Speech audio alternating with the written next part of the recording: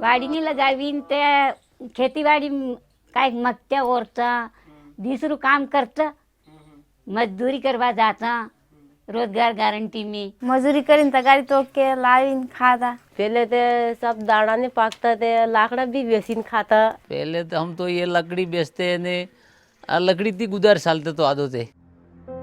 शिवलाल जो पेशे से एक किसान हैं, उदयपुर से 200 किलोमीटर दूर एक छोटे से गांव हवाला में अपने परिवार के साथ रहते हैं। इस गांव में ज्यादातर लोग आदिवासी हैं जो अपने जीवन यापन के लिए खेती-बाड़ी और वनोपज पर निर्भर हैं। लगातार कम हो रहे जंगल और खेती से अपर्याप्त आय के चलते दूसरे किसानों और आदिवासियों की तरह शिवलाल को भी एक बेहतर भविष्य की तलाश में उदयपुर की ओर पलायन करना पड़ा। पहले की तो बहुत कठिन थी, मतलब हमारा खाने पीने की बहुत स्थिति खराब थी साहब। ये देर साली मजदूरी माते जाते हैं, मजदूरी करते ये वहाँ मजदूरी करवा बाहर जवाया मन तमार घर बाहर जाता रही गुजरात जाए। दाना ने पाकता थे, लाकड़ा भी बेचीन खाता ने ई कूड़ा उड़ा काइन थान दे वा एक जन उकड़े का मजदूरी करवा जातो ने एक जन क्या रबा तो ने एम थोड़ा पड़ता।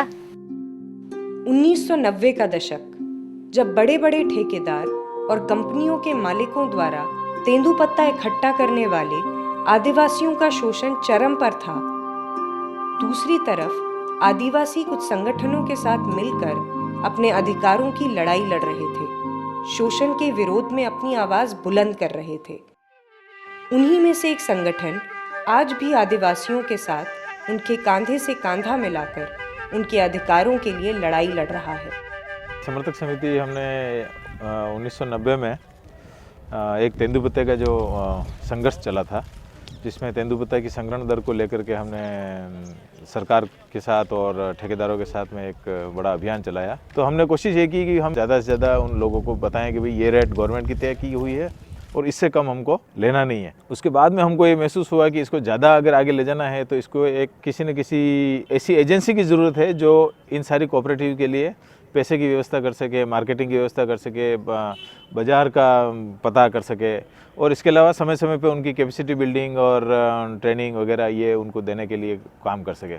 तो उसको ध्यान में रखते हुए फिर हमने एक समर्थक समिति के नाम से एक संस्था का गठन किया। वनों पे आधारित जो लोग हैं तो उन लोगों के साथ में काम करना, उनकी आजीविका बढ़ाने के लिए है। गवर्नमेंट पॉलिसी अगर कुछ चेंजेस होते तो उसके लिए काम करना है। पिछले कुछ दशकों से जंगलों और पेड़ों के कटने से, पेड़ों की विविधता कम होने से, पेड़ों पर आधारित जो आय है उन पे लोगों की रुचि कम होती जा रही है। वेल्स फॉर इंडिया और संयुक्त राष्ट्र विकास कार्यक्रम, सेंटर फॉर एनवायरनमेंट अहमदाबाद और समर्थक समिति हम सभी मिलकर पिछले 1 सालों से प्रतापगढ़ ज़िले के 9 गांवों में ये प्रयास कर रहे हैं कि लोगों की रुचि पेड़ों के प्रति बढ़े, पेड़ों से उत्पादों के प्रति बढ़े। समर्थक समिति ने आदिवासियों के अधिकारों की लड़ाई लड़ने के साथ साथ उन्हें संगठित भी किया। हवाला जैसे और गांव से पलायन रोकने के लिए रोजगार के आधुनिक तरीके बताए, जिससे आदिवासी अपने घर और गांव में रहकर ही अपनी आजीविका चला सके। आदिवासियों की सहूलियत को ध्यान में रखते हुए वनोपज को बढ़ावा देने के लिए वाड़ी प्रोजेक्ट की शुरुआत की, जिसमें अच्छी नस्ल के पौधे उपलब्ध करवाए और नर्सरी लगवाई। जंगल तो धीरे धीरे सिमटते जा रहे हैं, सिकुड़ते जा रहे हैं और प्रोडक्शन उतना है नहीं लोगों के पास। तो क्या हो रहा है, लोग कि जैसे जो आंवला हमको दिसंबर में कलेक्शन करना चाहिए वो अक्टूबर सितंबर में ही लोग कलेक्ट कर लेते हैं। कैश की वो पूर्ति करने के लिए उसको प्री मेच्योर हार्वेस्ट करके वो बेच देते हैं। तो क्यों नहीं उनके खुद के खेतों पे, उनकी खुद की ज़मीन पे अगर बाड़ी डेवलप की जाए, जंगल की जो आश्रितता है वो थोड़ी कम होगी। और ये जो समस्या आ रही है ना, जंगल के ऊपर जो ज़्यादा प्रेशर बढ़ रहा है, इसलिए हमने वाड़ी डेवलपमेंट के लिए काम किया ताकि प्रोडक्शन को हम बढ़ा सकें। शुरुआत में हमने 5 मतलब क्लस्टर लेवल जो डेमोन्स्ट्रेशन प्लांट होते ये हमने तैयार करवाए थे। अमरूद, कटहल, आंवला, इस तरीके से हमने वाड़ी तैयार की। इसका उद्देश्य ये था कि इनको देख के लोग तैयार होंगे वाड़ी के लिए। धीरे धीरे लगा किसी को अगर कुछ फलदार पौधे उपलब्ध कराते तो एक संख्या होनी चाहिए ताकि उनकी वो उसकी आजीविका उस पर निर्भर बन सके। पेड़ों में लोगों की रुचि बढ़ाई जाए, पेड़ों के प्रति आजीविका के साधनों में लोगों की रुचि बढ़ाई जाए तो इससे व्यक्तिगत आय में वृद्धि हो सकती है। समर्थक समिति ने वाड़ी लगाने के लिए अलग अलग समुदायों के लोगों को चुना, उन्हें वाड़ी लगाने के लिए प्रशिक्षण दिए, अलग अलग शहरों में कार्यशालाएं आयोजित की। ट्रेनिंग में सब ये फलदार पौधे लगाओ, अच्छी सी आमदनी मिलेगी।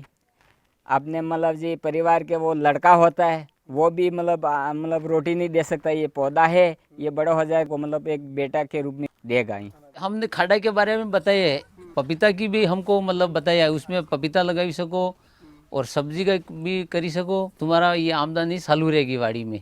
उनको ट्रेनिंग देते पहले मतलब वाड़ी किस तरीके से लगाओगे आप, क्या दूरी होने से ये पौधे से पौधे। कुछ लोगों को हमने यहाँ पर ला के ट्रेनिंग दिलाई, नर्सरी कैसे लगाते हैं क्या करते हैं, तो उसमें से कुछ लोग निकल के आए कि हम लगाएंगे नर्सरी। नर्सरी में भी हमने पहले लगभग 13 नर्सरी हमने पहले लगाई थी, तो उससे भी उन लोगों को काफ़ी फ़ायदा मिला। एक तो ये कि वो उनके गांव में सब लोगों को प्लांट्स उपलब्ध हो गए। ये वाड़ी के बारे में सब ये समर्थक समिति वाले आए, बाड़ी लगाओ होते ये योजना है ये करके हमने लगाई। अमदावाद जाते छोड़ दीजिए પછી આસારામ जी કે આપણે વાડી लगाओ तो अच्छा रहे।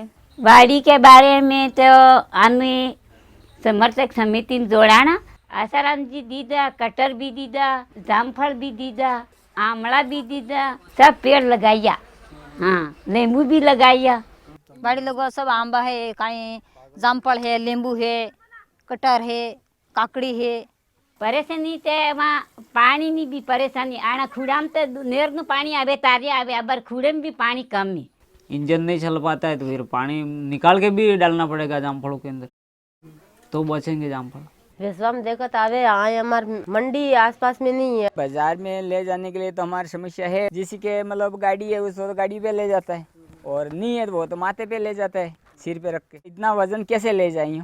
पुराने पेड़ थे जो लगभग सूखने को आ गए थे या आधे भी सूख गए थे, तो उसके लिए हमने क्या है कि एक थावले का सिस्टम हमने बनाया जिसमें पेड़ के इर्द गिर्द खड्डा बनाना और फिर उसमें मेन्योर और सूखे पत्ते और पुराने पत्ते और ये सब उसमें डालना ताकि उसको नई ऊर्जा उस पेड़ को मिल सके।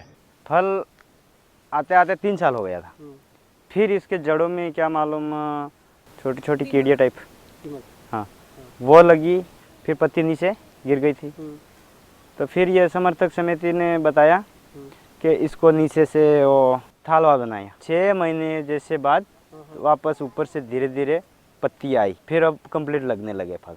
बस गया समझो आप, आम लगे, बहुतों को खिलाए, हमने भी खाए।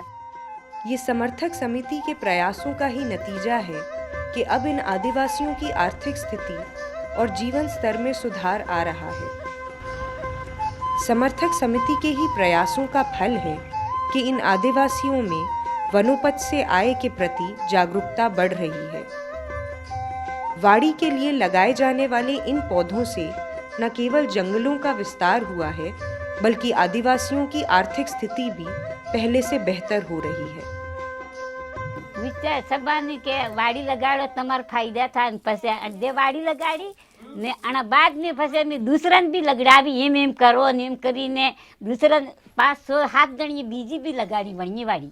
आपने बाड़ी लगाई, वो स्कीम चल रही है, कब बंद हो गई है, हमको भी लगाने पौधे हैं, ऐसे पूछते आप। लगाड़ी ये 2 सार वाड़ियाँ हमारा रहे भी है, अनाज बगीचों की दो तो आपड़े करा वाड़ी लगाड़ा एम करी लगाड़ी।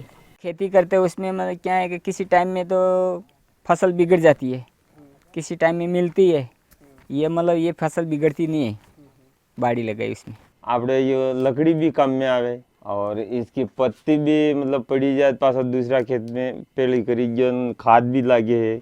बेचते हैं तो पैसे आते हैं, जेब गर्म रहता है।